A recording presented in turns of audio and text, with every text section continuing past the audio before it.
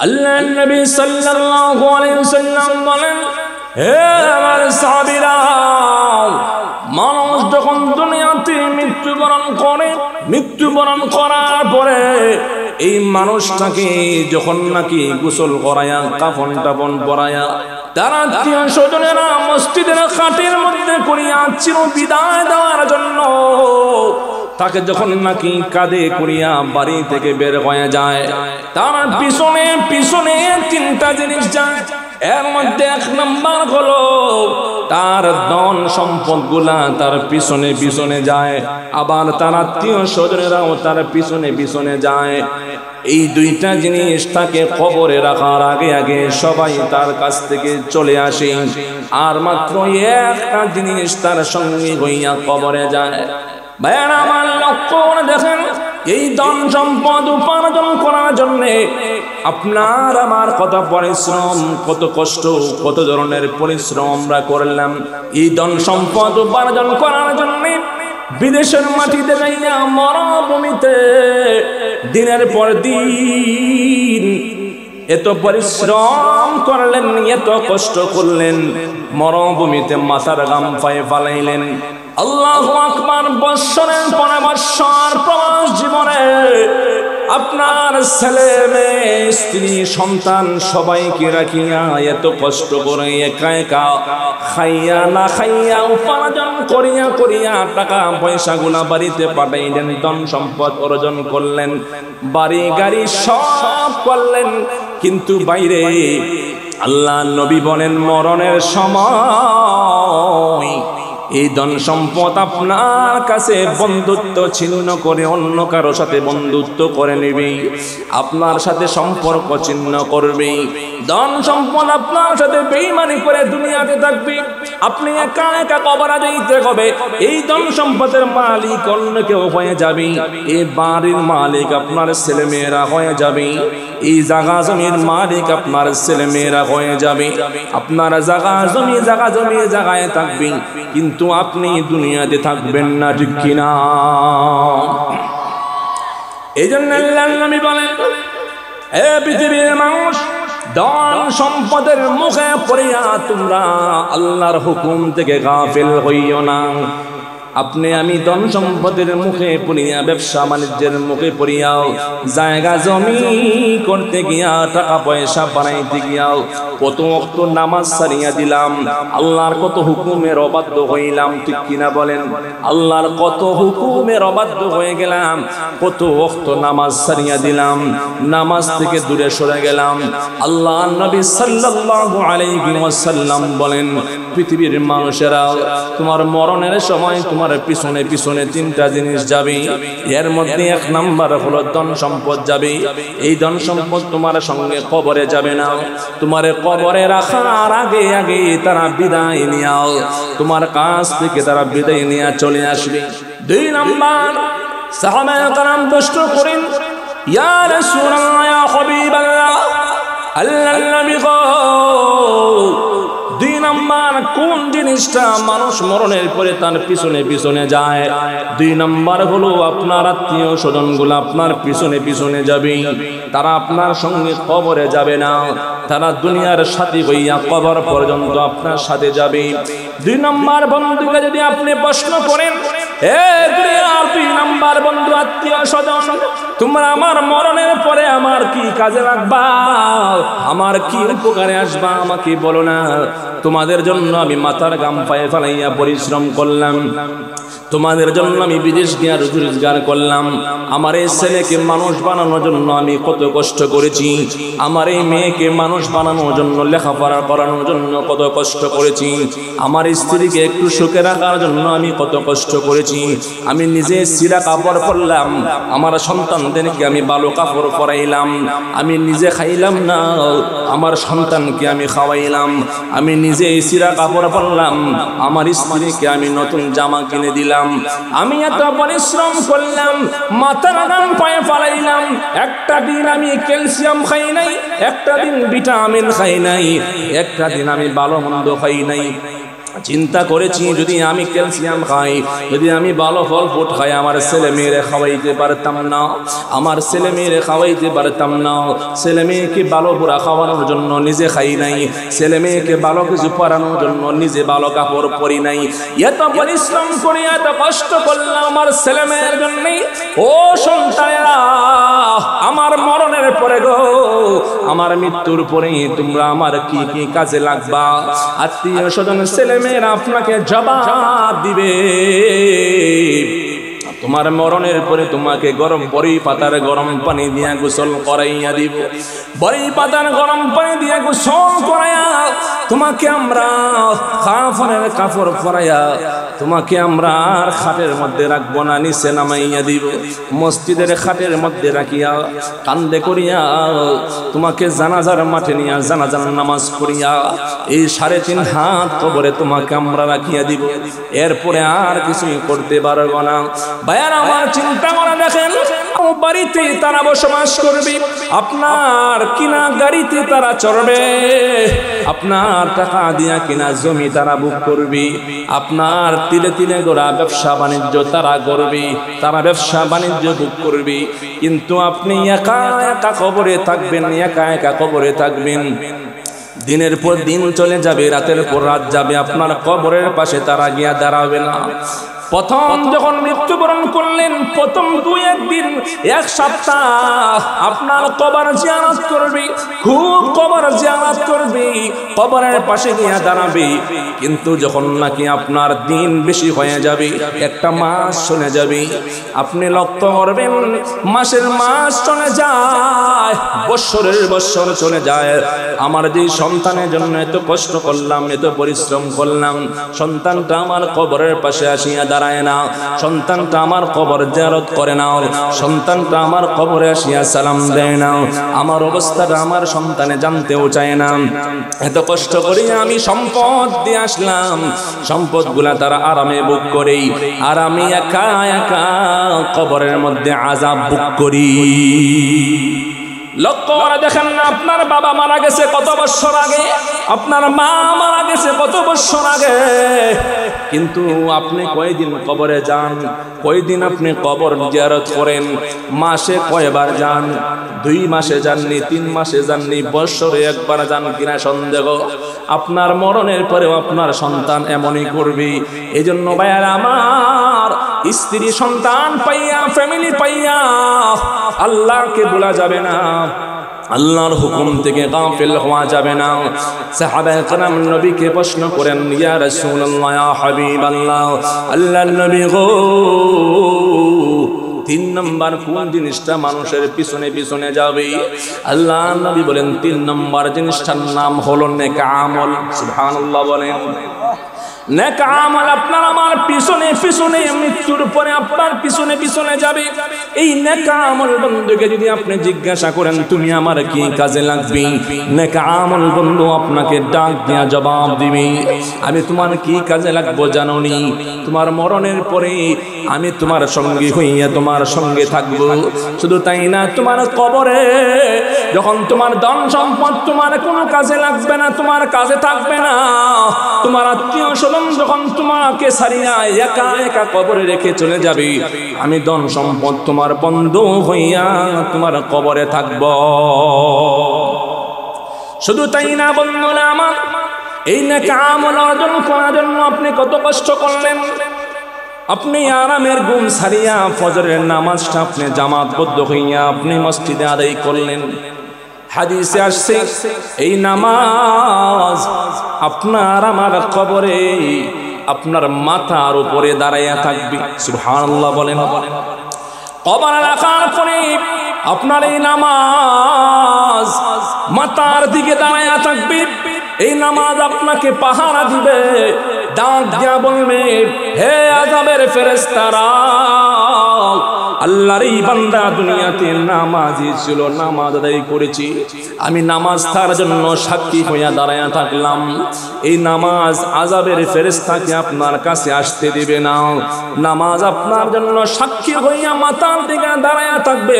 শুধু তাই না, যেই ব্যক্তি নাকি দুনিয়াতে আল্লাহর হুকুম মানিয়া যাকাত আদায় করেছে, যারা দুনিয়াতে যাকাত দিয়েছে, এই যাকাতে আপনাকে আমাকে কবরের ভিতরে ডান দিকে দাঁড়ায়া থাকবে, পাহারা দিতে থাকবে। ডান দিক দিয়া যেন কোনো আযাবের ফেরেশতা আপনাকে আক্রমণ না করতে পারে, কষ্ট না দিতে পারে। শুধু তাই না, যারা দুনিয়াতে রোজা রেখেছে, আল্লাহর হুকুম মানিয়া যারা দুনিয়াতে রোজা রেখেছো, ওই রোজা আপনার আমার বাম দিকে দাঁড়াইয়া যাবে। বাম দিকে দাঁড়ায়া বলবে, এই বান্দা দুনিয়াতে রোজাদার ছিল, আল্লাহর হুকুমের অবাধ্য হয় নাই, রোজা রাখছে, আল্লাহর হুকুম মানিয়া চলছে, বড় কষ্ট করেছে, রোজা রাখছে। রোজা আপনার আমার বাম দিকে দাঁড়ায়া আপনার জন্য পাহারাদার হয়ে যাবে, যেন বাম দিক দিয়ে আযাবের ফেরেশতা আপনাকে আক্রমণ করতে না পারে। শুধু তাই না, যারা মসজিদে মাদ্রাসায় দান খয়রাত করে, গরিব মিসকিনদেরকে দান খয়রাত করে, এই দান খয়রাত গুলা, দান সদকা গুলা আপনার পায়ের দিকে দাঁড়াইয়া যাবে। এরা আপনার পায়ের দিকে দাঁড়াইয়া বলবে, এদিক দিয়ে আযাবের ফেরেশতাকে আসতে দেওয়া যাবে না। তাহলে নামাজ আপনার মাথার দিকে দাঁড়াইয়া আপনাকে পাহারা দিবে, যাকাত আপনার ডান দিকে দাঁড়াইয়া আপনাকে পাহারা দিবে, আপনার রোজা আপনার বাম দিকে দাঁড়াইয়া আপনাকে পাহারা দিবে, দান সদকা গুলা আপনার পায়ের দিকে দাঁড়াইয়া আপনাকে পাহারা দিবে। আল্লাহু আকবার।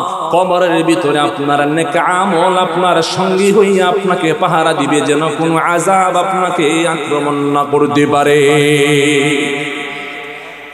তাহলে চিন্তা করে দেখেন, দুনিয়াতে যদি আপনি আমি এক নাম্বার বন্ধু বানাই, নেক আমলকে যদি এক নাম্বার বন্ধু বানাই, এক নম্বর বন্ধু বানাইতে পারি, তাহলে আপনার কবরটা নামাজের আলো দিয়ে আলোকিত হয়ে যাবে। সুবহানাল্লাহ বলেন। তাহলে আপনার কবরটা যাকাতের সওয়াব দিয়ে আলোকিত হয়ে যাবে। যদি আপনি নেক আমলকে এক নম্বর বন্ধু বানান, রোজা রাখেন, তাহলে রোজার আলো দিয়ে আপনার কবরটা আলোকিত হয়ে যাবে। এই জন্য ভাইয়েরা আমার, লক্ষ্য করে দেখেন, পৃথিবী থেকে যখন প্রত্যেকটা মানুষ বিদায় হয়, আল্লাহর নবী সাল্লাল্লাহু আলাইহি ওয়াসাল্লাম বলেন, লা দারা বা'দা দুনিয়া ইল্লাল জান্নাত আওয়ান নার। আল্লাহর নবী সাল্লাল্লাহু আলাইহি ওয়াসাল্লাম বলেন, পৃথিবী থেকে যখন প্রত্যেকটা মানুষ বিদায় নেয়, প্রত্যেকটা মানুষ পৃথিবীর সফর শেষ হওয়ার পরে, দুনিয়ার সফর শেষ হওয়ার পরে যখন কবরে যায়, লা দারা বা'দা দুনিয়া ইল্লাল জান্নাত আওয়ান নার, হয়তো বা সে জান্নাতি হয় আর না হয় জাহান্নামী হয়ে যায়। ঠিক কি না বলেন? হয়তো বা জান্নাতি হয় আর না হয় জাহান্নামী হয়ে যায়। আমার তেলাওয়াত কি তো আয়াতে, জান্নাতীরা যখন জান্নাতে থাকবে, জাহান্নামীরা যখন জাহান্নামে ডুববে, তখন জান্নাতীরা জাহান্নামীদেরকে বলবে, আরে ভাই, তোমার সাথে আমি বাজারে একসাথে ব্যবসা বাণিজ্য করলাম, একসাথে বাজারে দোকান দিলাম, আজকে আমি জান্নাতি হয়ে গেলাম, তুমি কেমনে জাহান্নামী হয়ে গেলা? তোমরা কোন কারণে আজকে জাহান্নামী? একসাথে বসে বসে চা খাইলাম, একসাথে আমরা হাঁটা চলা করলাম, একই সমাজে বসবাস করলাম, আমি জান্নাতি হয়ে গেলাম, তুমি কেন জাহান্নামী হয়ে গেলা? কোরআনুল কারীমে আল্লাহ পাক বলেন, ফি জান্নাতিন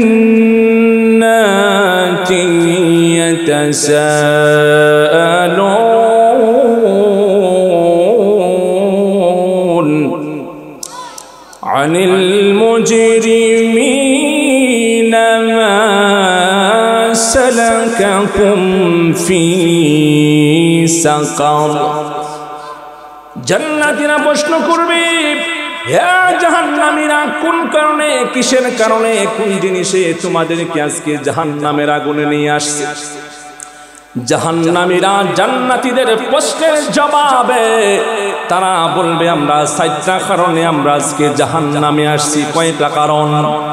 ভাই জোরে বলুন না, কয়টা কারণে? জাহান্নামীরা বলবে, আমরা 7টা কারণে আমরা জাহান্নামে আসছি। ও ভাই, হাতে ধরে বলি, পায়ে ধরে বলি, চিন্তা করবেন, মাথা দিয়া মন দিয়া কথাগুলা শুনবেন। এই 7টা কারণের মধ্যে দিয়ে আপনার আমার মধ্যে একটা কারণ থাকে, তাহলে এই খাসলত থেকে আমরা বের হয়ে আসা দরকার কিনা? বের হয়ে আসা দরকার। জাহান্নামীরা বলবে, 7 কারণে আমরা জাহান্নামে আসছি। 1 নম্বর কারণ হলো, ক্বালু لم نك من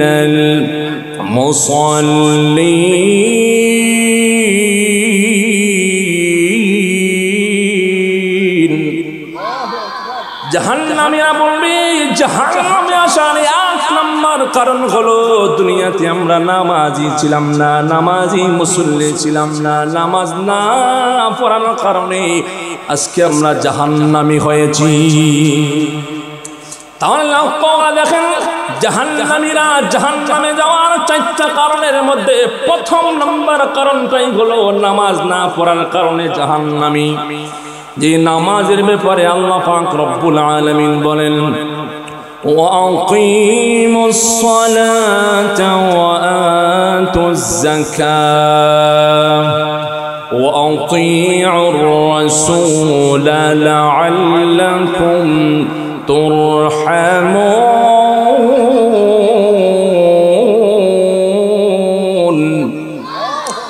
আল্লাহ পাক রব্বুল আলামিন নামাজ আদায় করার নির্দেশ দিয়েছেন। রব্বুল আলামিন বলেন বান্দা নামাজ কায়েম করো, যাকাত আদায় করো, আতিউর রাসূল আমার রাসূলের ইত্তেবা করো। সুবহানাল্লাহ বলেন। আল্লাহ কি বললেন? 1 নাম্বার বান্দা নামাজ কায়েম করো, 2 নাম্বার যাকাত দাও, ওয়া আতিউর রাসূল তোমরা আমার রাসূলের ইত্তেবা করো, রাসূলের অনুসরণ করো, আমার রাসূলকে তোমরা মুহাব্বত করো, রাসূলের আদর্শ মানিয়া তোমরা চলো, তাহলে লাআল্লাকুম তুরহামুন তাহলে তোমরাই সফল হতে পারবে, অনুগ্রহপ্রাপ্ত হতে পারবে। আল্লাহ নামাজ কায়েম করার নির্দেশ দিয়েছেন। দ্বিতীয় আয়াতে আল্লাহ বলেন ইয়া আইয়ুহাল্লাযীনা আমানু আল্লাহ বলেন ওয়াকিমুস সালাতা ওয়া আতুজ যাকাত ওয়ারকাউ মা'আর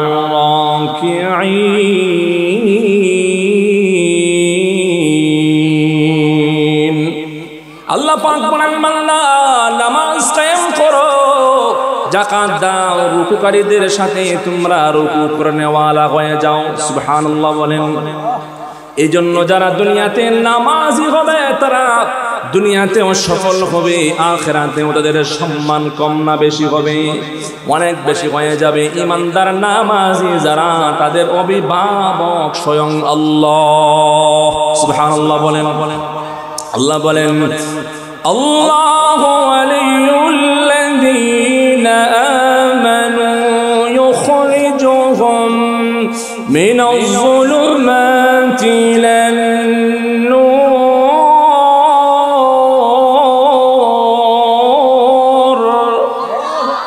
আল্লাহ পাক বলেন হে ঈমানদারেরা যারা আমি আল্লাহর প্রতি ঈমান আনবে, ঈমানদার যারা আমায় আল্লাহর প্রতি ঈমান আনবে, এদের অভিভাবক আমি আল্লাহ, এদের বন্ধু আমি আল্লাহ, এদেরকে অন্ধকার থেকে বের করে এদেরকে আলোর দিকে নিয়ে আসার দায়িত্ব আমি আল্লাহ।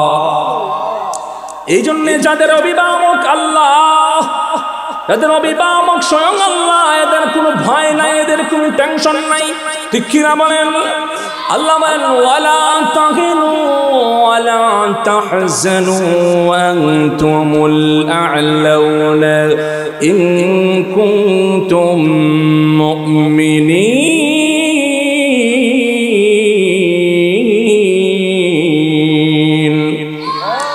আল্লাহ বলেন যারা মুমিন তাদের কোনো ভয় নাই, তাদের কোনো টেনশন নাই। তার মুমিনদের অভিভাবককে আরো জোরে বলেন না কে? এই জন্য ভাইরা আমার আল্লাহর নবী সাল্লাল্লাহু আলাইহি ওয়াসাল্লাম বলেন প্রতিদিন 5 জন ফেরেশতা আসমান থেকে জমিনে আগমন করে। কয়জন ফেরেশতা? 5 জন ফেরেশতা আগমন করে तमाम পৃথিবী জগতের মানুষদেরকে প্রত্যেকটা ফেরেশতা ডাক দিয়া বলে। প্রথম নম্বরে ফেরেশতা ডাক দিয়া বলে হ্যাঁ জগতের মানুষেরা, তোমরা কেউ যদি আল্লাহর হুকুমের অবাধ্য হয়ে যাও, আল্লাহর হুকুমের অবাধ্য হও, তাহলে তোমরা আল্লাহর রহমত থেকে তোমরা বঞ্চিত হয়ে যাবে। চিন্তা করেছেন? 1 নম্বর ফেরেশতা কি বলে? প্রতিদিন 5 জন ফেরেশতা আসমান থেকে জমিনে আগমন করি, আর এই কথাটা ডাক দিয়া বলে 1 নম্বর ফেরেশতা বলে, যারা দুনিয়াতে আল্লাহর হুকুমের অবাধ্য হয়ে যাও, তারা আল্লাহর হুকুমের অবাধ্য হওয়ার কারণে তোমরা আল্লাহর রহমত থেকে বঞ্চিত। জবাব দিয়ে বলেন, জবান খুলে বলেন, আল্লাহর রহমত ছাড়া কেউ বাঁচতে পারে? আল্লাহর দয়া ছাড়া কেউ বাঁচতে পারে? আল্লাহ নবী বলেন, প্রথম ফেরেশতা ডাক দেয়া বলে, যারা আল্লাহর হুকুম আহকামগুলো মানে না, নামাজ আদায় করে না, নামাজ না পড়ার কারণে আল্লাহর রহমত থেকে বঞ্চিত। যার উপরে আল্লাহর রহমত নাই, তারা যে কোনো সময় বিপদগ্রস্ত হতে পারে। পারে কি পারে না? বিপদগ্রস্ত হয়ে যেতে পারে। এই জন্য আমরা জীবনে কত ওয়াক্ত নামাজ ছেড়ে দিয়েছি আমরা নিজেও জানি না, কত ওয়াক্ত নামাজ ছাড়িয়া দিছি নিজেও জানি না, কতবার আল্লাহর হুকুমের অবাধ্য হয়েছে আমরা নিজেও জানি না। 2 নম্বর ফেরেশতা আসমান থেকে অবতীর্ণ হইয়াও 2 নম্বর ফেরেশতা ডাক দিয়া বলি, হে জগতের মানুষেরা, যারা দুনিয়াতে আল্লাহর নবীর সুন্নাত আদায় করে না, কি আদায় করে না? আল্লাহর নবীর সুন্নাত যারা আদায় করে না, আল্লাহর নবীর সুন্নাত যারা মানে না, তাদেরকে আল্লাহর নবী কিয়ামতের ময়দানে শাফাআত করবে না। 2 নম্বর ফেরেশতা কি বললেন? যারা দুনিয়াতে আল্লাহর নবীর সুন্নাত আদায় করে না, সুন্নাত মানে না, এদেরকে আল্লাহর নবী কিয়ামতের ময়দানে শাফাআত করবে না। ভাইরা আমার, কিয়ামতের ময়দান এমন একটা ময়দান, যেই ময়দানে তার মা তার সন্তানকে চিনবে না, বাবা তার সন্তানের পরিচয় দিবে না, আল্লাহু আকবার, স্বামী তার স্ত্রীকে চিনবে না, স্ত্রী স্বামীকে চিনবে না, সন্তান তার বাবার পরিচয় দিবে না, চিনবে না।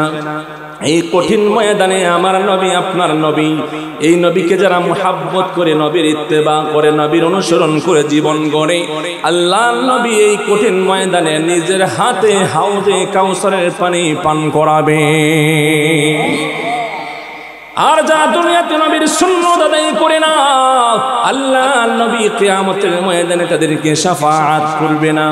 এই জন্য যতদিন দুনিয়াতে বাঁচবো আল্লাহর হুকুম মানব, যতদিন দুনিয়াতে বাঁচবো নবীর সুন্নাহ অনুযায়ী জীবন পরিচালিত করব বলে ইনশাআল্লাহ। 3 নম্বর ফেরেশতা প্রতিদিন 3 নম্বর ফেরেশতা আসমান থেকে জমিনে আগমন করে আর বলি, হে জগতের মানুষেরা, তোমরা যারা হারাম উপার্জন করো, তোমাদের কোনো নামাজ, তোমাদের কোনো ইবাদত আল্লাহর দরবারে কবুল হয় না। যারা হারাম উপার্জন করে, যারা হারাম খায়, যারা হারাম পরে, হারাম উপার্জন করে, হারাম কুরের কোনো ইবাদত আল্লাহ কবুল করে না, হারাম কুরের কোনো দান খয়রাত কবুল হয় না, হারাম কুরের কোনো ইবাদত কবুল হয় না। এজন্য ভাইরা আমার, দুনিয়াতে থাকবো, হালাল খাইব, হালাল উপার্জন করব, হালাল উপার্জন করব, হালাল খাইব, হালাল খাইয়া ইবাদত করার মজাই আলাদা, ঠিক কিনা বলেন? মজাটাই আলাদা। হারাম খাইয়া, হারাম করিয়া আপনি যাই করেন না কেন, আল্লাহর দরবারে হারাম উপার্জনের কোনো দাম না। এই জন্য বলতেছিলাম, জাহান্নামীরা জাহান্নামে যাওয়ার 1 নম্বর কারণ কি? নামাজ না পড়ার কারণে। قالوا لم نك من المصلين,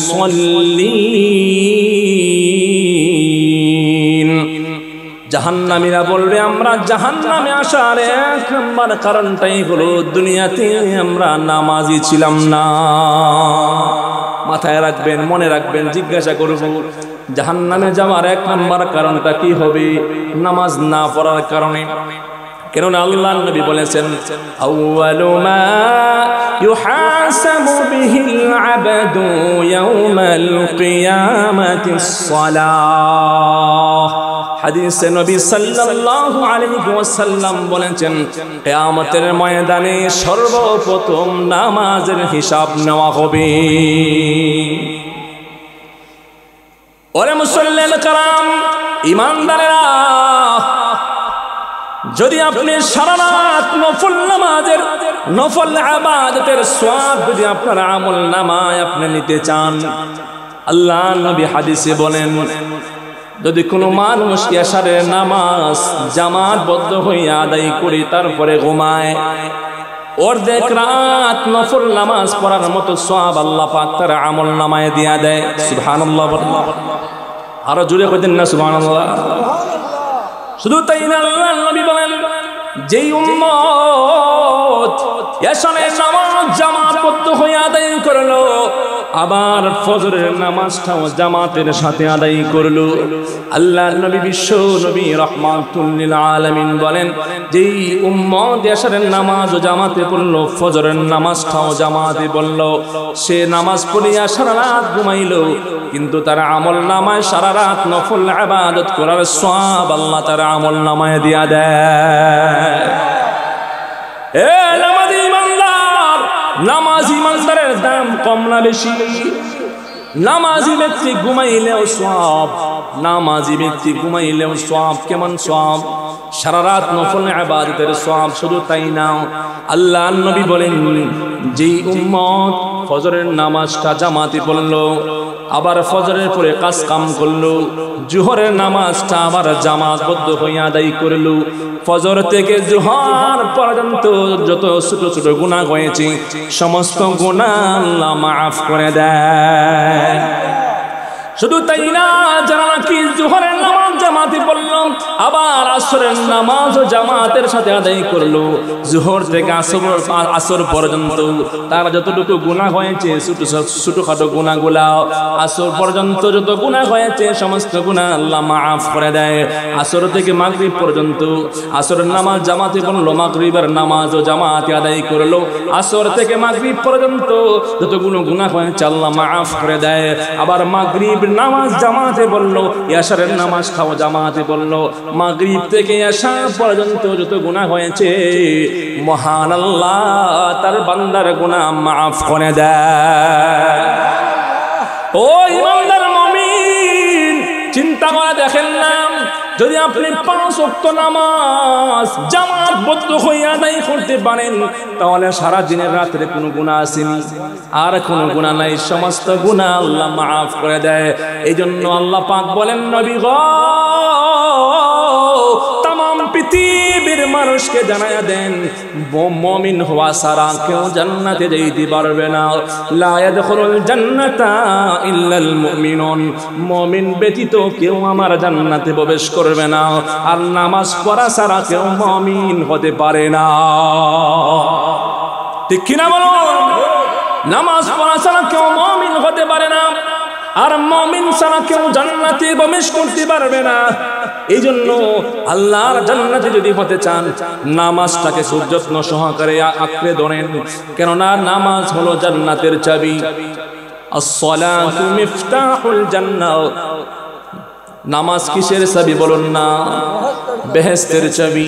এই জন্য নামাজ ব্যতীত কেউ মুমিন হতে পারে না, মুমিন ব্যতীত কেউ জান্নাতে প্রবেশ করতে পারবে না। ভাইয়ারা, আমরা বলতেছিলাম জাহান্নামীরা জাহান্নামে যাওয়ার 7টা কারণ, এর মধ্যে 1 নাম্বার কারণটাই হলো নামাজ না পড়ার কারণে।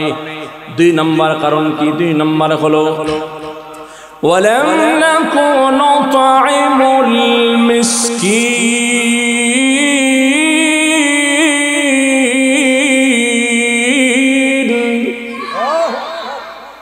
আল্লাহ পাক বলেন, জাহান্নামীরা জাহান্নামে যাওয়ার 2 নাম্বার কারণটাই হলো তারা জবাবে বলবে, আমরা এতিম মিসকিনদেরকে খাবার দেই নাই, এতিম মিসকিনের হক আমরা নষ্ট করেছিলাম। ও ভাই, আপনার আত্মীয় স্বজনের ভিতরে কত গরিব আছে, অসহায় আছে, 3 বেলা ঠিক মতো খাইতে পারে না, ভালো একটা কাপড় পরতে পারে না, শীতের সময় ভালো একটা জামা পরতে পারে না, শীতে কষ্ট করে, গরমের সময় ফ্যান নাই, ফ্যানের কারণে ঘরের ভিতরে বাতাস নেই, কষ্ট করে, আবার খাবার দাবারও খাইতে পারে না। কত অসহায় মানুষ আছে না নাই? কত ধনী ব্যক্তি আছে, মাসের মাস যায়, বৎসরের বৎসর যায়, ঈদ পরব যায়, রোজা রমজান যায়, কিন্তু গরিব অসহায়ের খবর লয় না, আছে না নাই? খবর লয় না। আল্লাহ পাক বলেন যারা এতিম মিসকিনদের হক আদায় করে না, এতিম মিসকিনদেরকে খাবার দেয় না, এতিম মিসকিনদেরকে খাবার না দেওয়ার কারণে, অসহায় মানুষের হক আদায় না করার কারণে ওরা ওই দিন জাহান্নামে যাবে। কেননা বলেন তো দেখি, ধন সম্পদ দেওয়ার মালিক কে? টাকা পয়সা দেওয়ার মালিক কে? আল্লাহ টাকা দিয়া মানুষকে পরীক্ষা করে আপনি কতটুকু ঠিক আছেন কিনা, আপনি গরিবের হক আদায় করেন কিনা, এতিম মিসকিনদের হক আদায় করেন কিনা। এই জন্য জাহান্নামীরা জাহান্নামে যাওয়ার 2 নম্বর কারণ হলো এতিম মিসকিনের হক না আদায় করার কারণে। এখানে অনেকে এমন আছেন যারা নাকি আপনাদের মধ্যে নাই, আমাদের এলাকায় আছে, যারা বোন বাগ্নির হক পর্যন্ত ঠকাইয়া দেয়, আছে না? বোন বাগ্নির ওয়ারিস নষ্ট করে দেয়, বোনেরে ঠকায়, ভাই ভাইরে ঠকায়, আছে না নাই? বহু মানুষ এমন আছে যারা এতিম মিসকিনের হকগুলো নষ্ট করে দেয়। এতিম মিসকিনের হক নষ্ট করি, এতিমদেরকে যারা ভালোবাসে না, মুহাব্বত করে না, তারা কোনদিন জান্নাতে যাবে না।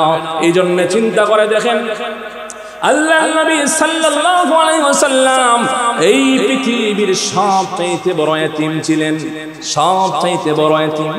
আল্লাহ নবীর বাবা ছিল না, মাও ছিল না, আল্লাহ নবীর একটা ভাই নাই, একটা বোন নাই। আল্লাহ নবীর মতো এতিম এই দুনিয়াতে আর কেউ ছিল না। এই জন্য আল্লাহ নবীর বড় একটা সুন্নাহ হলো আল্লাহ নবী এতিম মিসকিনদেরকে বড় মুহাব্বত করতেন, ভালোবাসতেন। সুবহানাল্লাহ। এই জন্য আমরা দুনিয়াতে যতদিন থাকবো এতিম মিসকিনদেরকে ভালোবাসবো, এতিম মিসকিনদেরকে খাবার দিব, এতিম মিসকিনদের খোঁজ খবর নিব, এদের দুঃখে সুখে আমরা এদের পাশে থাকবো, পারবো না ইনশাআল্লাহ। ইনশাআল্লাহ 3 নাম্বার, জাহান্নামীরা জাহান্নামে যাওয়ার 3 নাম্বার কারণটা কি? 3 নাম্বার কারণ হলো وَكُنَّا نَخُوضُ مَعَ الْخَائِضِينَ।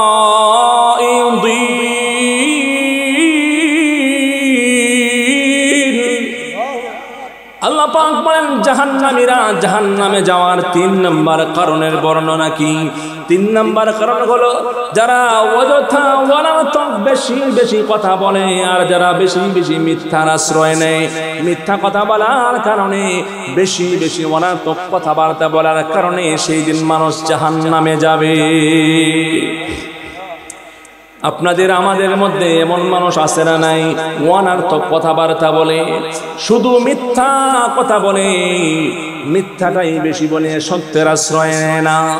আন্তাজি অনর্থক মানুষের উপরে তোহমত দিয়া দেয়, মিথ্যা কথা বলিয়া বলিয়া মানুষকে মান সম্মান নষ্ট করতে চায়, এমন আছে না নাই? আর জোরে বলুন না, আছে না নাই? আমার লক্ষ্য করে দেখেন, মিথ্যা এমন একটা গুনাহ, সব গুনাহের মূল হলো মিথ্যা। এই মিথ্যা কথা বলার কারণে আপনার আমার 2টা ক্ষতি হয়। কয়টা ক্ষতি? জোরে বলুন না, কয়টা ক্ষতি? আপনার আমি মিথ্যা কথা বলার কারণে 2টা ক্ষতি হয়।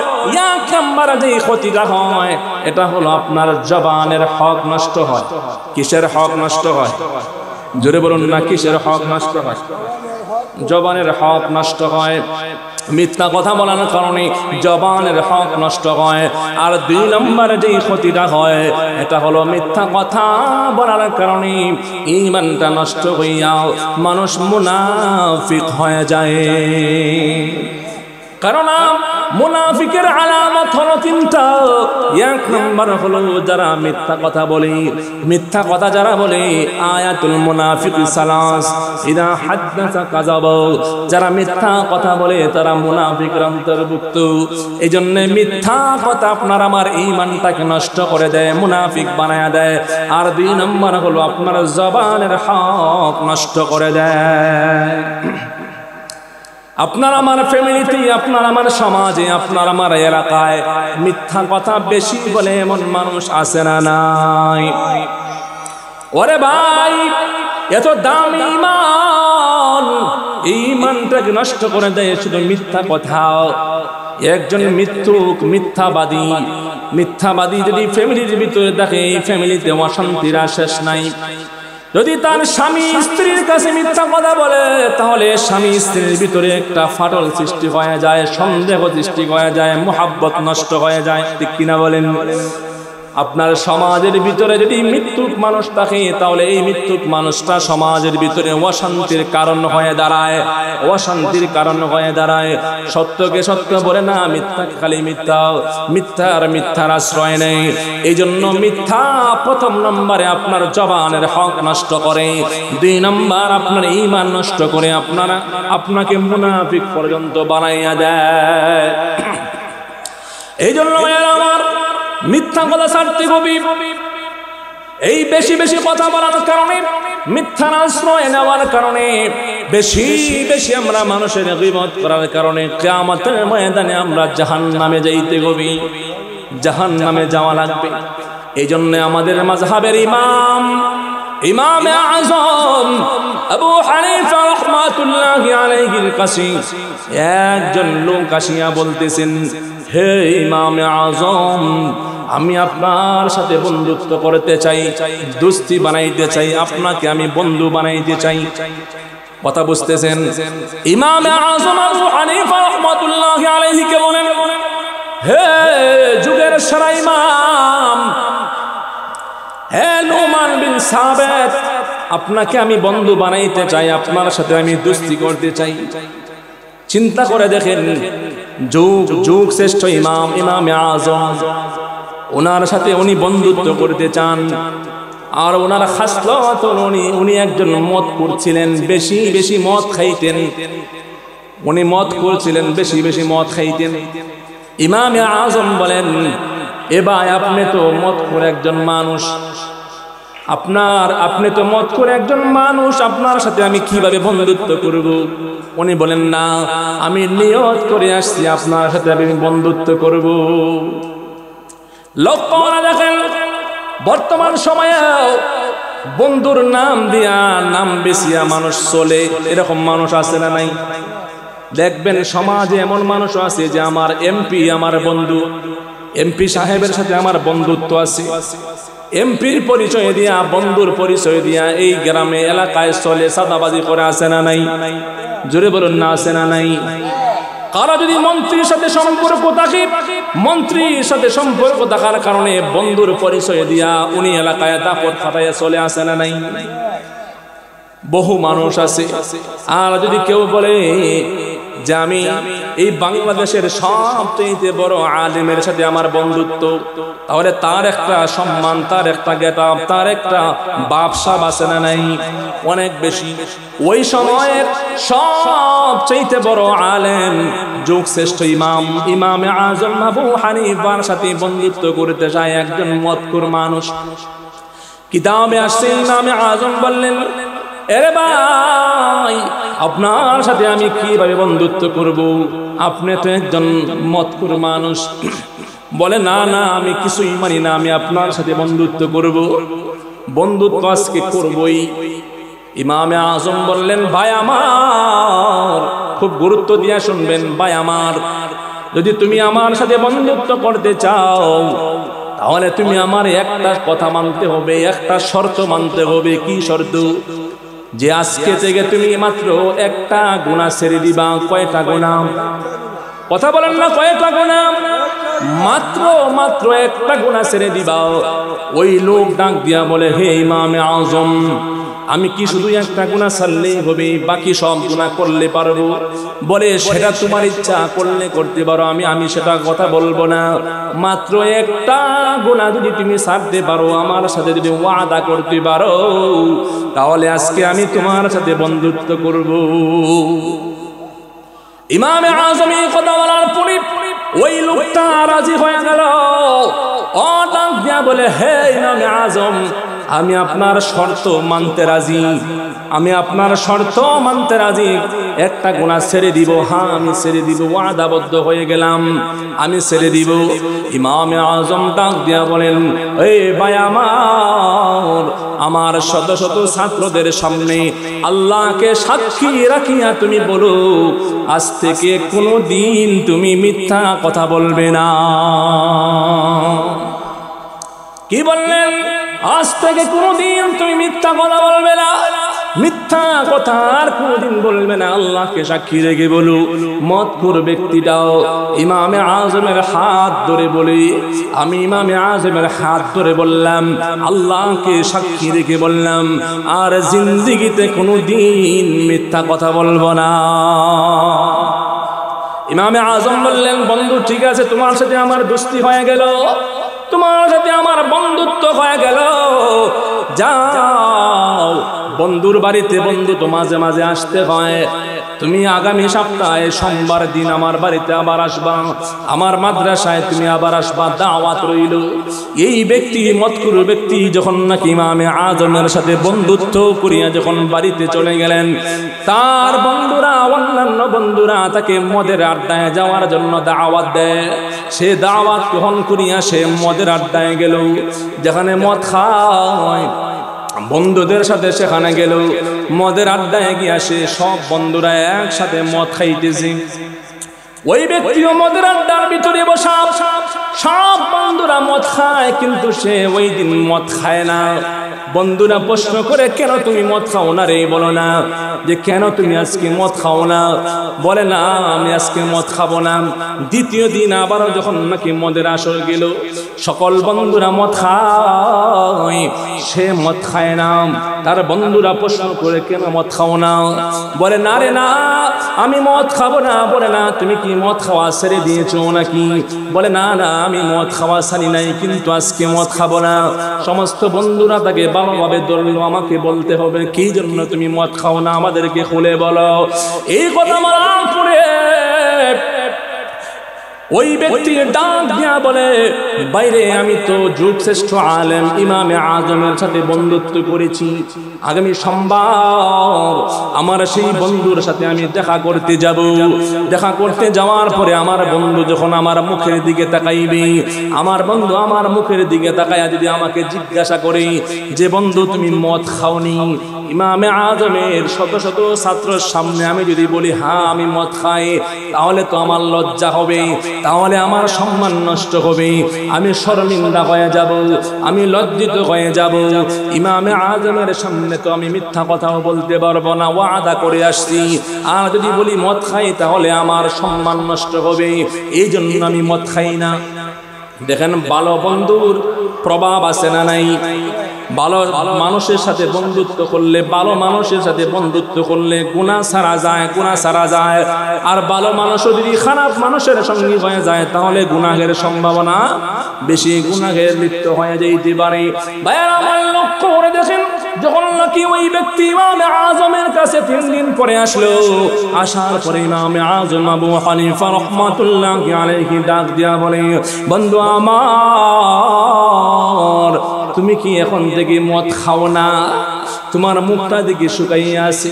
কেননা যেই ব্যক্তি সব সময় বিড়ি খায়, ওই ব্যক্তি যদি হঠাৎ করে বিড়ি খাওয়া ছেড়ে দেয়, একটু অসুস্থতার ভাব আছে কিনা? যে ব্যক্তি সব সময় বিড়ি খায়, হঠাৎ করে ছাড়িয়ে দিলে একটু অসুস্থতার ভাব চলে আসে। আর যেই ব্যক্তি সব সময় মদ খায়, ওই ব্যক্তি যখন মদ খাওয়া ছেড়ে দেয় তারও একটু অসুস্থতার ভাব চলে আসে। ভাইয়া আমার লক্ষ্য করে দেখেন, ওই ব্যক্তির চারদিকে তাকায়া ইমামে আজম আবু হানিফা রাহমাতুল্লাহি আলাইহি বলেন, ভাই আমার, তুমি কি এখন যদি মদ খাও না? বলে না বন্ধু, আমি এখন মদ খাই না। বলে না, কোন দিন থেকে মদ খাও না? কেন মদ খাও না? ইমামে আজমের প্রশ্নে ওই লোক ডাক দিয়া বলে, বন্ধু আমার, যখন থেকে তোমার সঙ্গে আমি বন্ধুত্ব করেছি তখন থেকে আমি মদ খাই না। ইমামে আজম খুশি হইয়া ওই ব্যক্তিকে তার বুকের মধ্যে আঞ্জা মারিয়া ধরল, কুলাকুলি করতে আরম্ভ করলো। ওই ব্যক্তিটা চিৎকার মেরে বলে, হে ইমামে আজম, আমি যদি 3 দিন মদ ছাড়ার কারণে, 3 দিন মদ না খাওয়ার কারণে যুগ সেরা ইমামে আজম যদি আমাকে বুকে টানিয়া নিতে পারে, 3 দিন মদ না খাওয়ার কারণে যদি ইমামে আজম আমারে বুকে জড়াইয়া নেয়, আহারে যদি আমি সারা জীবনের জন্য যদি আমি মদ ছাড়িয়ে দিতে পারি, তাহলে আমি আশা করতে পারি কিয়ামতের ময়দানে আমার বিশ্ব নবী মাহবুবে কিবরিয়া নবী আমাকে বুকে জড়াইয়া নিবে। ওই ব্যক্তি সেই সময় চিৎকার মেরে বলেন, 3 দিন মদ না খাওয়ার কারণে ইমামে আজম আমাকে বুকে জড়াইয়া নিল, আর যদি আমি সারা জীবনের জন্য মদ ছাড়িয়া দিই তাহলে বিশ্ব নবী আমাকে বুকে জড়াইয়া নেবে, আমি সেই বিশ্ব নবীর হাতে আমি হাউজে কাউসার পান করব, সেই বিশ্ব নবীর সঙ্গে আমি জান্নাতে যাব। এই কথা বলে বলে উনি এখান থেকে চলে গেলেন। ওই ব্যক্তি জিন্দেগিতে আর কোনোদিন মদ খায় নাই। এই কিতাবের মধ্যে আসছে আল্লাহর এই বান্দা ইমামে আজমের সাথে বন্ধুত্ব হওয়ার কারণে আল্লাহর ওলি হইয়া দুনিয়া থেকে বিদায় নিয়েছে। এজন্য ভাই আমার সব সময় ভালো মানুষের সঙ্গে হয়ে যাব, ভালো মানুষের সঙ্গে হয়ে যাব, নামাজি মানুষের সঙ্গে হয়ে যাব। সব সময় আমরা সত্য কথা বলবো, মিথ্যার আশ্রয় নিব না। মিথ্যা মানুষকে ধ্বংস করে দেয়, মিথ্যা মানুষের সম্মান ধ্বংস করে দেয়, মিথ্যা কথা মানুষের ইজ্জত নষ্ট করে দেয়, মিথ্যা মানুষকে সব সময় মানুষের সম্মান শুরু করে দেয়, ঈমান নষ্ট করে দেয়, আমল নষ্ট করে দেয়। এজন্য মিথ্যার আশ্রয় নেব না। আমরা ওয়াদা করি আজকে থেকে কোনোদিন আর মিথ্যা কথা বলবো না। পারবো না ইনশাআল্লাহ? আজ থেকে কোনোদিন আর মিথ্যা কথা বলবো না। সব সময় মনে রাখবো যে আমি আজকে ঘুমানোর সময় চিন্তা করব, আজকে সারাটা দিন আমার চলে গেল, সারাটা দিন আমি কয়টা মিথ্যা কথা বললাম, সারাটা দিনে আমি কয় ওয়াক্ত নামাজ ছাড়িয়া দিলাম, সারাটা দিনে আমি আল্লাহর কথা কয়বার স্মরণ করলাম, সারাটা দিন চলে গেল, এখন ঘুমাইতে আসলাম, আমি আল্লাহর হুকুম অবাধ্য করছি কিনা, রাসূলের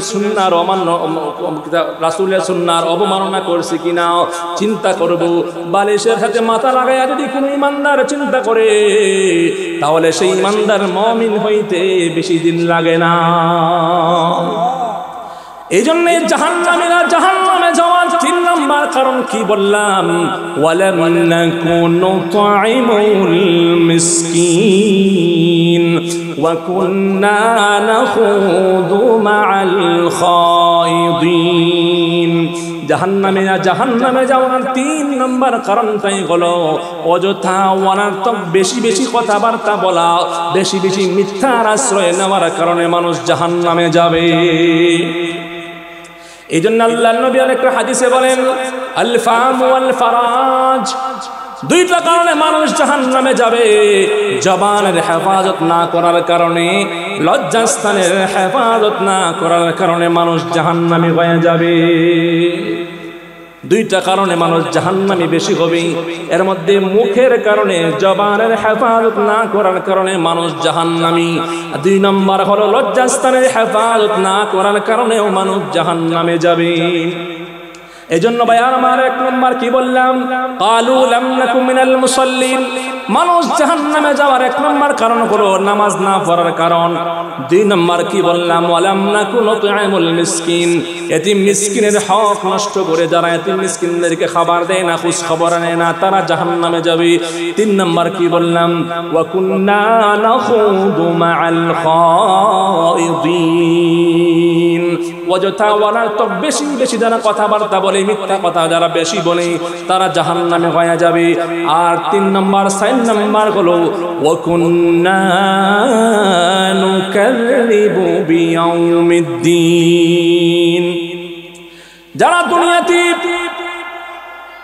কিয়ামতকে বিশ্বাস করতো না, আমার মরণের পরে আমাকে আবার জীবিত করা হবে, এটাকে যারা বিশ্বাস করতো না, পরকালকে যারা বিশ্বাস করতো না, যারা পরকালকে যারা বিশ্বাস করে নাও, মরণের পরে আমাকে কবরে আবার জীবিত করা হবে, আল্লাহর সামনে আমাকে দাঁড়াতে হবে, জবাবদিহিতা করতে হবে, এটাকে যারা বিশ্বাস করে নাও, আলেম ওলামার কথা, কোরআন ও হাদিসের কথাগুলা যারা বিশ্বাস করে না, এরকম বিশ্বাস ছাড়া বেঈমান হইয়া যারা দুনিয়াতে বসবাস করে, এমত অবস্থায় যাদের মধ্যে মরণ চলে আসে, তারা ওই দিন জাহান্নামী হয়ে যাবে।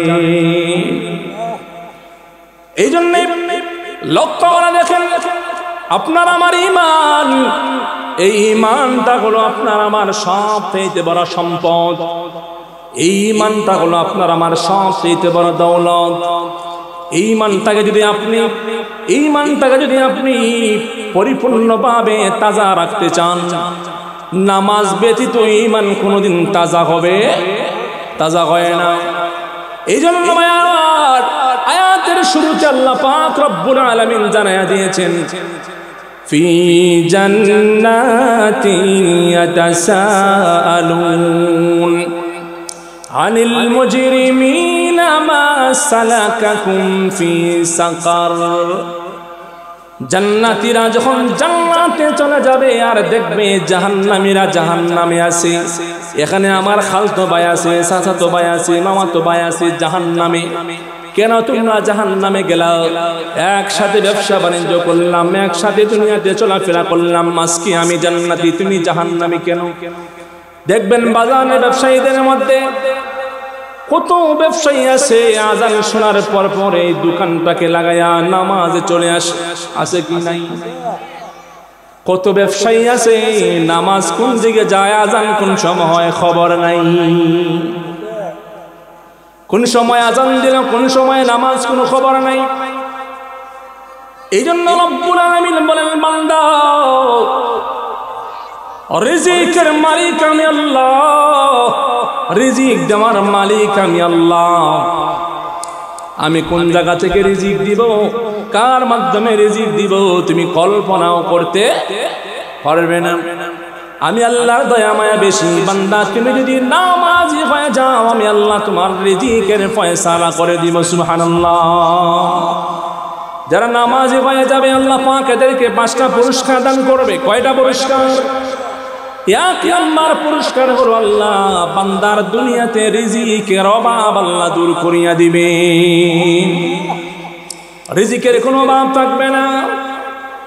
আল্লাহ বলেন ওয়ামান ইয়াত্তাকিল্লাহা ইয়াজআল লাহু মাখরাজা ওয়া ইয়ারযুকুহু মিন হাইসু লা ইয়াহতাসিব। রব্বুল আমিন বলেন যারা দুনিয়াতে আমি আল্লাহকে ভয় করে, আমি আল্লাহর ভয় নিয়ে যারা নামাজ কায়েম করে নামাজ আদায় করি, আমি আল্লাহর ভয় নিয়ে যারা দুনিয়াতে চলি, গুনাহমুক্ত জীবন গড়ে, গুনাহমুক্ত জীবন গড়ে আর আমলিয়াতের জিন্দেগি তাদের মধ্যে পাওয়া যায়, এদের রিজিকের ফয়সালা আমি আল্লাহ করে দেই। এই জন্য যারা আল্লাহকে ভয় করে, গুনাহমুক্ত জীবন আমলিয়াতের জিন্দেগি যাদের মধ্যে আছে, এদের রিজিকের কোনো টেনশন নাই, রিজিকের অভাব নাই। রিজিকের অভাব দূর করে দিবেন কে? আরো জোরে বলুন না কে? রব্বুল আমিন বলেন বান্দা তুমি যদি নামাজি খাও 1 নাম্বার পুরস্কার হলো দুনিয়াতে আমি আল্লাহ রিজিকের অভাব দিব না।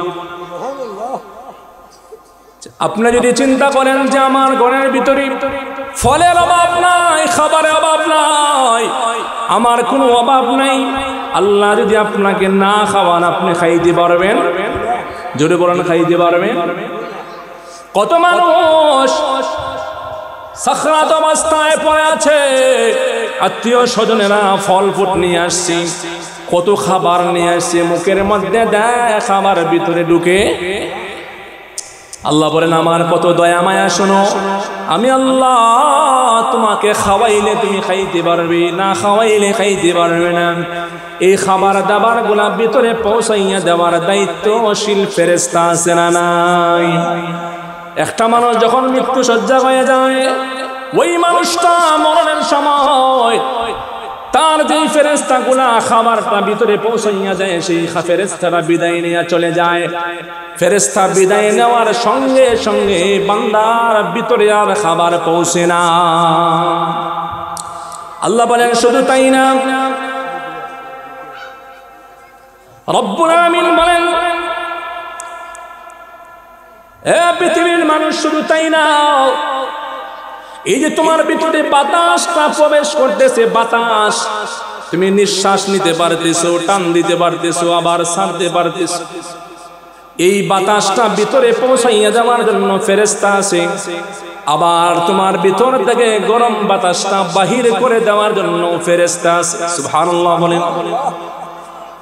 সাকরাত অবস্থায় যখন একজন মানুষ শুয়ে থাকে, ওই ফেরেশতারা যখন নাকি বলে তামাম পৃথিবী খুঁজে দেখলাম তোমার নামের কোনো বাতাস এই জমিনে আর নাই, তোমার ভিতরে আর কোনো বাতাস ঢুকানো যায় না,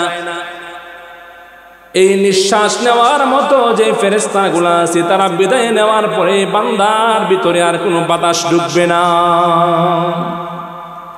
শুধু তাই না, আপনি আমি যে হাঁটি চলাফেরা করি, এই পা গুলা লড়ানোর মতো লড়ানোর জন্য, কায়েদ দেওয়ার জন্য ফেরেশতা নিয়োজিত আছে। সাখরাত অবস্থায় যখন যে ফেরেশতাগুলা পা লড়াইয়া দেয়, এই ফেরেশতাগুলা যখন বিদায় নেয়, তখন আপনার আমার এমন অবস্থা হয় পা লড়ানোর মতো কোনো শক্তি আর থাকে না। তাহলে কিসের বাহাদুরি? বুঝতে হবে আমাকে আমার আল্লাহ পরিচালিত করতেছেন, আমাকে আমার আল্লাহ পরিচালিত করতেছেন। ফেরেশতা যদি নিয়ে যান তাহলে আমি আর হাঁটতে পারবো না। পরীক্ষা হলো শক্তিশালী মানুষ সাখরাত অবস্থায় সে পা লড়াইতে পারে না, হাত লড়াইতে পারে না, ঠিক কিনা বলেন? আপনি আমি যে কথা বলি, কথা বলার জন্য ফেরেশতা নিয়োজিত আছে। যে ফেরেশতাগুলা কথা বলাইয়া দেয়, এই ফেরেশতারা যখন বিদায় নেয়, তখন সাখরাত যখন আরম্ভ হয়, ফেরেশতার বিদায় নেওয়ার পরে আপনার আমার কোনো কথা বলার যোগ্যতা থাকে না, ঠিক কিনা বলেন? এই জন্য রব্বুল আমিন বলেন, আমি আল্লাহর দয়া মায়া কত বেশি, আমি আল্লাহ তোমাদের প্রতি দয়া মায়া কত বেশি দেখো না। আমি আল্লাহ তোমাদের ভিতরে একেবারে কোমল ঠান্ডা বাতাসটা ভিতরে পৌঁছাইয়া দেই, ভিতরের গরম বাতাসটা আমি আল্লাহ বাহির করে দেই। শুধু তাই না, সব বাতাস আমি মুখ দিয়া বাহির করি না। যে বাতাসগুলা দূষিত বাতাস, নাপাকযুক্ত বাতাস, যেই বাতাসগুলা দুর্গন্ধযুক্ত, সেই বাতাসগুলা মুখ দিয়া বাহির করি না, আমি পায়খানা রাস্তা দিয়া বাহির করে দিই। আল্লাহু আকবার বলেন, আর জোরে বলুন আল্লাহু আকবার।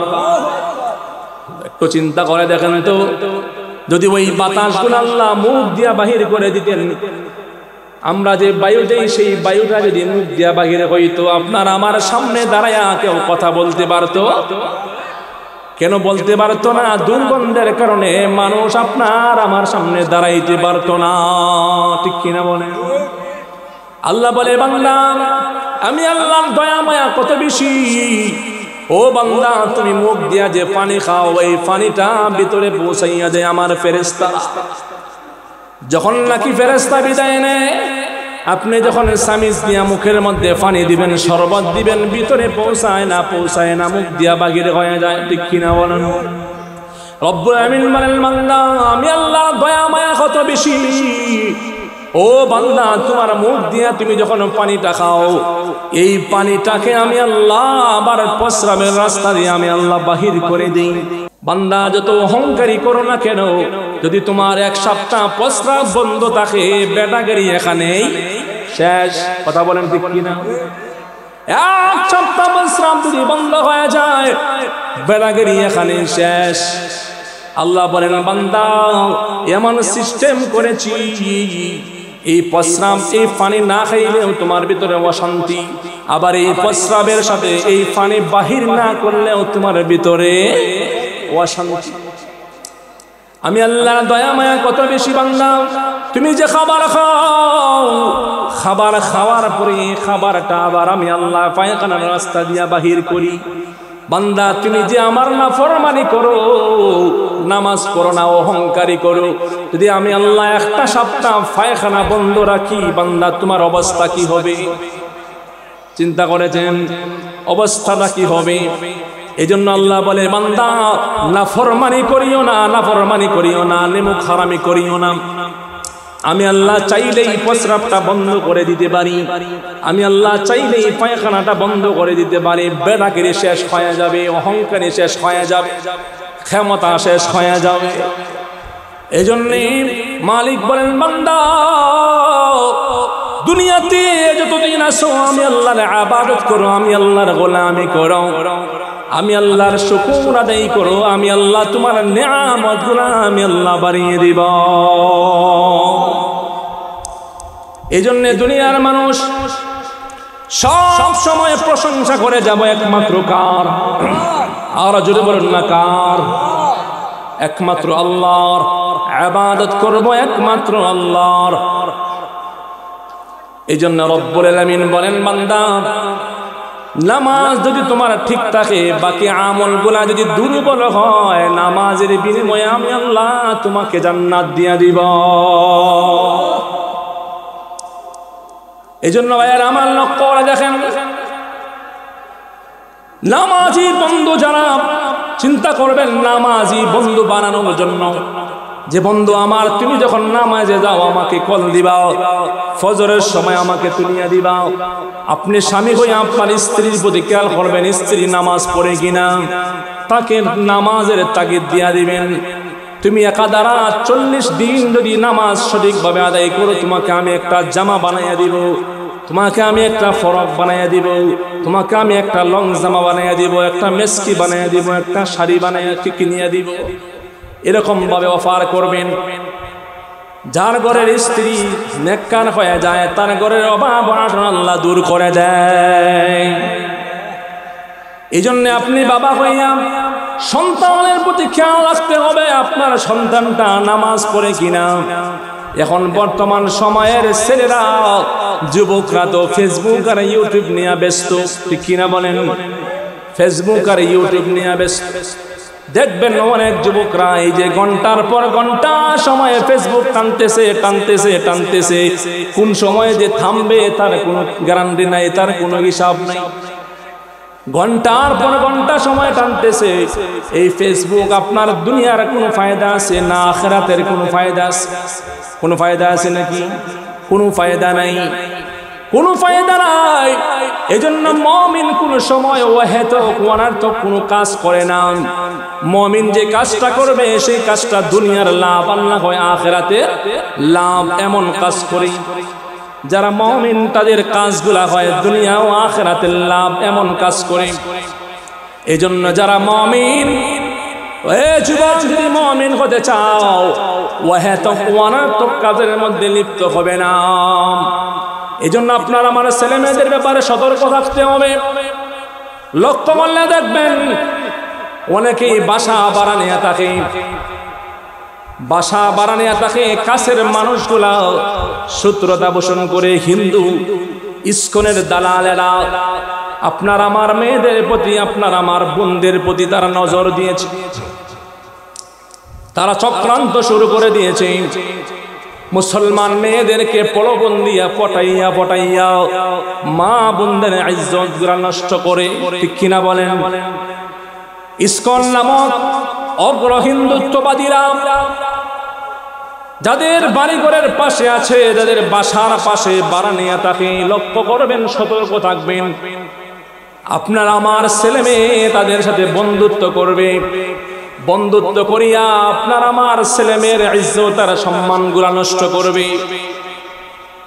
গাজীপুরের মাদ্রাসার একজন মেয়ে, তার পাশের বাসায় হিন্দু ছেলে বারাটিয়া ছিল।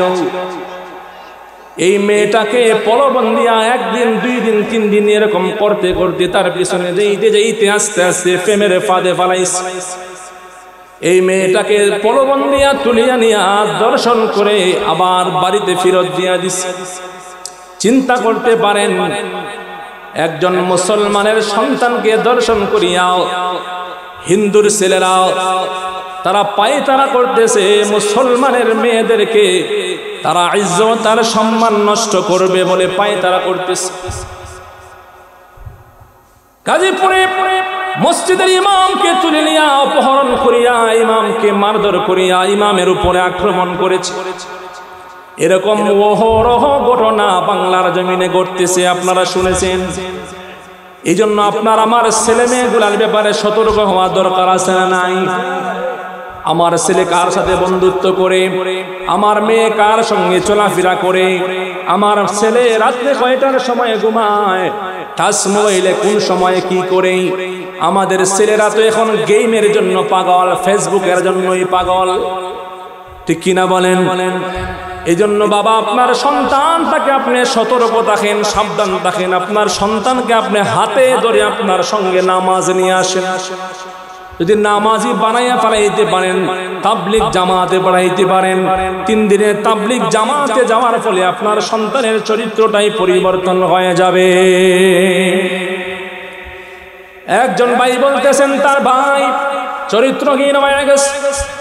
মা কল দিয়া বলতেছেন হুজুর দোয়া করবেন, আমার ছেলেটা পরকীয়ায় লিপ্ত হয়ে গেছে। আমি বললাম আপনার ছেলেকে বুঝাইয়া আপনি 3 দিনের জন্য তাবলীগ জামাতে পাঠাইয়া দেন, ইমাম সাহেবকে বলে দেন যে সে এই রোগে আক্রান্ত, পরকীয়ায় লিপ্ত। মার কথা শুনে না, বাবার কথা শুনে না, এমন সন্তান আছে না নাই? যদি আপনি তাবলীগ জামাতে 3 দিনের জন্য পাঠাইয়া দিতে পারেন, আপনার সন্তানের চরিত্রটাই পরিবর্তন হয়ে যাবে। এই জন্য ভাই আমার, আপনার আমার ছেলে মেয়ে আছে, সতর্ক হতে হবে, সাবধান হতে হবে। ছেলে মেয়েকে নামাজের উপদেশ দিতে হবে। আপনার ছেলেরা হাতে ধরে ধরে আপনি নামাজ নিয়ে আসতে হবে। এখন আমরা যারা বাবা আছি, বাবাদের চরিত্র এমন হয়েছে, বাবা টাকা দিয়া সন্তানকে দিয়া বিড়ি কিনায় আসে না নাই? যে সন্তান বিড়ি কিনে এনে আসো, এরকম করে আসে না নাই? হযরতে জুবায়ের আহমদ আনসারী রাহমাতুল্লাহ আলাইহি খুতবাতে আনসারী নামক কিতাবের মধ্যে একটা ঘটনা নিয়ে আসছেন যে একজন ছেলে তার বাবার কবরের পাশে বসে বসে, বাবার কবরের পাশে বসে বসে কান্না করে। প্রশ্ন করলেন, বাবা তুমি কেন কান্না করো, বলো না যে আমার বাবা তো আজকে ইন্তেকাল করেছেন, আমার বাবা তো মারা গেছেন, কিন্তু আজকে দেখে কে আমার আর বিড়ি খাওয়াইব? একসাথে আমি মাটি খাটতাম, একসাথে রোয়া লাগাইতাম, বাবা অর্ধেক বিড়ি খাইতো, আমারে অর্ধেক বিড়ি দিত। এমন ঘটনা আছে না নাই? মাটি কাটে, বাবা অর্ধেক খায়, সন্তানরে অর্ধেক দেয়, এরকম ঘটনা আছে না নাই? রিক্সা চালাইতেছে, বাবা অর্ধেক খায়, সন্তানরে অর্ধেক দেয়, আছে না নাই? অহরহ ঘটনা আছে। হে বাবা, লজ্জা হওয়া দরকার। আমার সন্তানকে দিয়ে আমি কেমনে বিড়ি কিনাই? আমি আজকে বিড়ি কিনাইলাম, কালকে বিড়ি কিনাইলাম, কিন্তু দেখা গেছে 2 দিন পরে আমার সন্তান নিজেই বিড়ি খাওয়া আরম্ভ করে দিবে, ঠিক কিনা? এর আদর্শ বাবা, আজকে থেকে আপনার সন্তানের সামনে আপনি বিড়ি খাইবেন না, সন্তানের সামনে আপনি বিড়ি খাইবেন না, আপনার নাতির সামনে বিড়ি খাইবেন না, আপনার নাতনির সামনে বিড়ি খাইবেন না। কেননা আপনার দেখা দেখি তারাও বিড়ি খাইতে আরম্ভ করবে, ঠিক কিনা বলেন?